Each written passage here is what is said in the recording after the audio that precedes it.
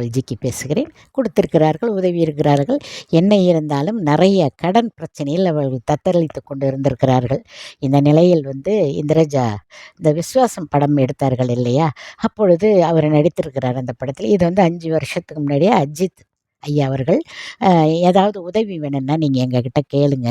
நான் கண்டிப்பாக உங்களுக்கு செய்கிறேன்னு அவர் ஒய்ஃபுக்கிட்டேயும் அவர்கிட்டயும் சொல்லியிருக்காங்க 5 வருஷத்துக்கு முன்னாடி. அதை ஞாபகம் வைத்துக்கொண்டு அந்த பெண் இப்போது என்ன ஆயிடுச்சுன்னா, ஜப்தி பண்ண வந்துட்டாங்களாம் வீட்டை. இதெல்லாம் சொல்ல கேள்விதான். நாம் எதையும் நேராக காதுபட கேட்கவில்லை. இல்லை, யூடியூபில் ஒருவர் சொன்னார். அதை வைத்து நானும் உங்களிடம் ஜேகேஎஃப் அன்பர்களுக்கு சொல்லிக் கொண்டிருக்கிறேன். ஜப்தி பண்ண வந்துட்டதா கேள்வி. அதனால் அஜித் சாருக்கு ஃபோன் பண்ணியிருக்காங்க போல். அவர் உடனே அவரை மனிதன் என்று சொல்ல முடியாது, கடவுள் என்று தான் சொல்ல வேண்டும். எப்படி இது நடந்தது? சரி, ஓகே, நீங்கள் ஒன்றும் எவ்வளோ கடன் கொடுக்கணும்? 10 மாதமாக கிட்டத்தட்ட கட்டலைங்கிற மாதிரி ஏதோ சொல்லியிருக்காங்க போல்.